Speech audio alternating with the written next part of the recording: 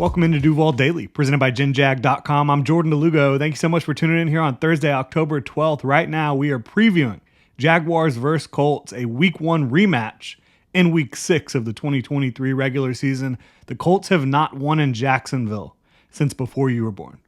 No, but in all honesty, they have not won in Jacksonville since 2014. It's such a bizarre and wild streak. The Jaguars have not been excellent during that time span. Obviously, they've had a couple good years, and they're on the uptick now with Doug Peterson, Trevor Lawrence, and company.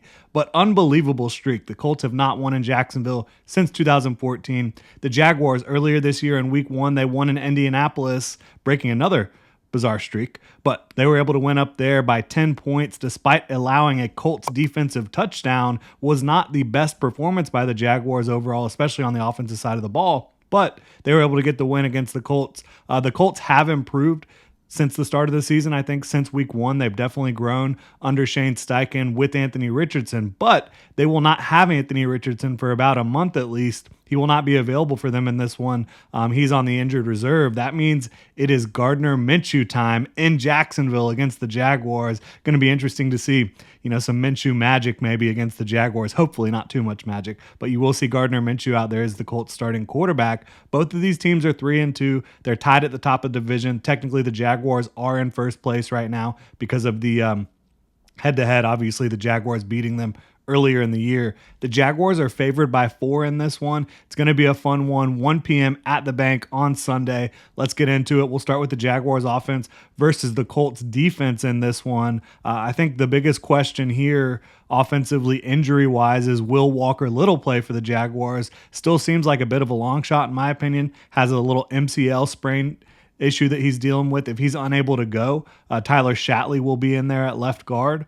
But Walker Little, in my opinion, he's been the Jaguars' best offensive lineman so far this year. So you want to have him out there, whether it's at left tackle or left guard, which, of course, at this point with Cam Robinson back, it will be at left guard. But you're hoping he can get back soon, obviously.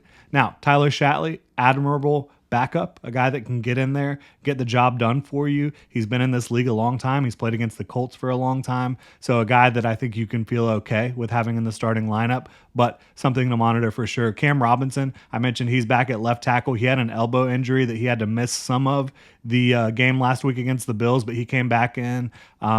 He'll be good to go in this one, according to Doug Peterson, so no worries at left tackle there for him. The rest of the offensive line is intact. Zay Jones, Jaguars wide receiver, he played some last week.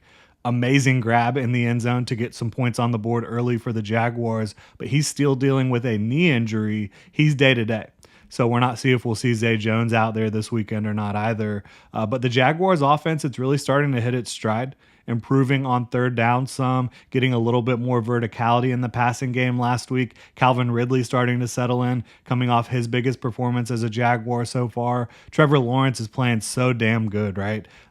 Throwing with anticipation, playmaking, making big-time throws down the field. If there's one thing he's doing that you want to see improve a little bit, maybe getting through his reads too quickly, playing a little bit too sped up, and I think that has a good deal to do with the protection that he's received so far this year, which has not been great, to say the least. But he's playing unbelievable football. Christian Kirk and Evan Ingram are both playing really well in their roles in this offense. I think the chemistry, the connection from 2022 has certainly carried over to 2023 for those guys and Trevor Lawrence. Travis Etienne, he is on a tear right now. He's on pace for over 1,800 total yards for the Jaguars in 2023. You're seeing speed, you're seeing contact balance, elusiveness. He is finding different ways to make people miss, to break tackles, to gain yardage for the Jaguars. And he's also been very good as a receiver out of the backfield and improved in pass protection as well. So Travis Etienne playing at an extremely high level for the Jaguars. The Colts defense, we know what they do. Gus Bradley, he runs a lot of cover 3. They try to win with 4 rushers more often than not. You have been seeing a little uptick in the amount of blitzes that you've seen from Gus Bradley. You have seen a little bit more creativity from them on the back end in terms of their ability to game plan and switch what they're doing. Defensively, they've run a little bit more man coverage than they normally do. So Gus Bradley, maybe a Tiger can change their stripes, but overall, he's still going to be Gus Bradley. So unless they come out with a shocking game plan, you're going to see a lot of cover three. You're going to see a lot of zone. You're going to see a lot of them trying to win up front with a four-man rush. We'll see how that plays out. Trevor Lawrence has been really good against that so far in his career, but they have a really talented defensive front. I mean, DeForest Buckner and Grover Stewart, awesome interior duo.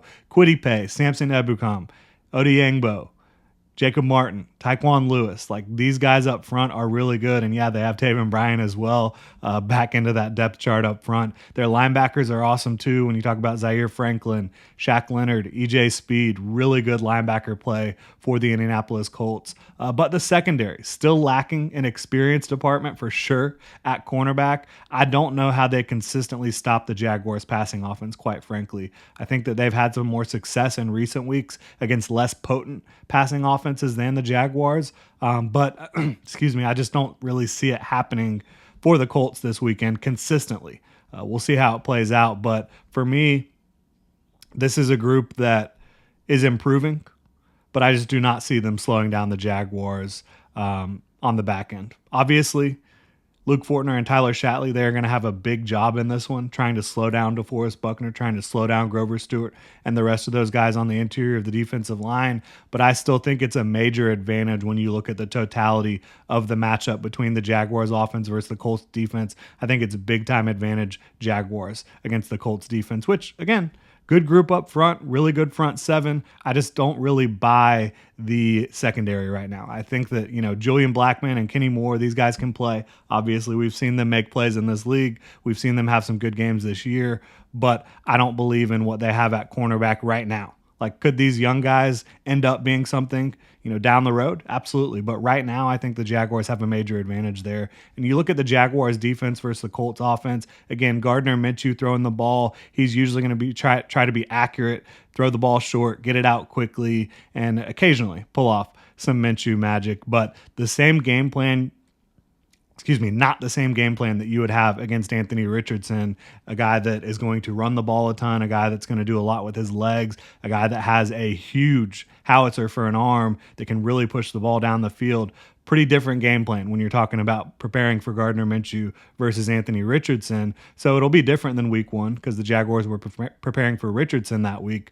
But the Colts, they want to run the ball. Like, that's the name of the game on the offensive side of the ball for them. Their offensive line is playing a lot more how you remember over the last 5 or so years than what you saw last year, which was a really poor offensive line. I think Quentin Nelson is playing really well. Ryan Kelly, obviously, playing very well.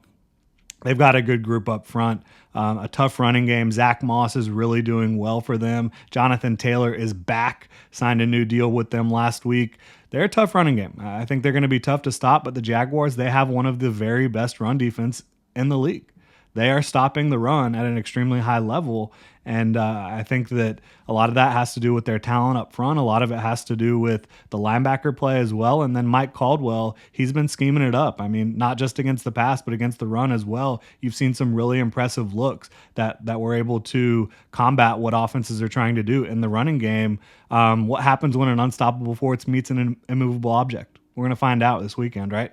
Jaguars run defense versus the Colts rushing attack should be a really good matchup. It's definitely a good matchup on paper. But getting back to the passing game, I love their rookie slot receiver, Josh Downs. Such a good player, a guy that I really had very highly ranked in this draft class, and I think he's starting to show why. Michael Pittman, an incredibly reliable receiver. Pierce is still trying to get it together as a downfield threat, but they've got quality receivers. They've got tight ends that can give the Jaguars trouble. We've seen that in the past. Their OL, I mentioned, they've been playing well. They really have. But starting right tackle, Braden Smith, he has multiple injuries that he's trying to work back from. If he can't go, I think you're looking at Blake Freeland, rookie, at right tackle, and Will Fries at right guard. I think that is a matchup you can potentially take advantage of if you're the Jaguars on the right side of the offensive line for the Indianapolis Colts, and I think that they should absolutely be trying to create some matchups on that side, trying to create some advantages and get some pressure and just use their talent, their ability against maybe perhaps a rookie right tackle and Will Fries, who is probably the weakest link in their starting lineup at offensive line. Josh Allen, he's been eating against the Colts. He's been eating against everyone this year, but throughout the last few years against the Colts, he has been really good. Trayvon Walker is starting to make some plays. They should be able to get after Minshew on the right side of that offensive line, in my opinion. For me, you stop the run, you stop the Colts. I think that's as simple as it gets, right? This week, the Colts, yes, Gardner Minshew can make some throws.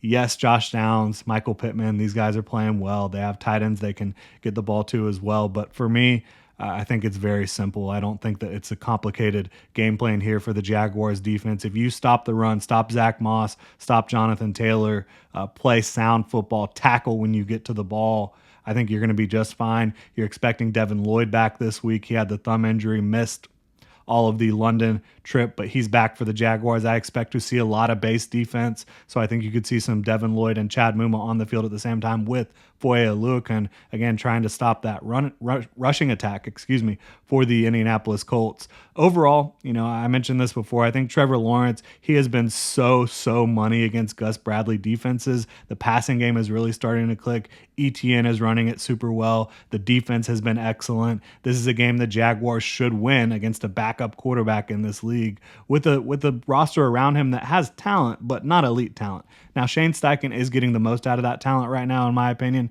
as evidenced by their 3-2 record. But I think the Jaguars should win this game. You're trying to get to 4-2, 2-1 in the division. You really want this one. It's not a must win, but every division game is big, and this game will determine who will be in first place after Week 6. So you want to stay on top of the division, right? The Jaguars are 0-2 in Jacksonville this year. Unacceptable. You do not want a 3-game losing streak in front of your hometown fans. You got to get it done out there for Trevor Lawrence and this offense and the defense as well. Coaching staff, everybody involved. You got to go out there and get it done against a Colts team that has not beaten you in your house since 2014. Go get a win. Get off the snide at home, right? I think that it's as simple as that. Bold predictions and keys to victory will come later this week. Really appreciate y'all tuning in. You can hit me up on Twitter at Jordan DeLugo. Follow Generation Jaguar at Generation Jag. Hit that like and subscribe button on YouTube. Notification bell so you don't miss a show. If you want to support the channel further, you can check out genjag.com/shop. Pick up some new Duval gear. Y'all have a good one.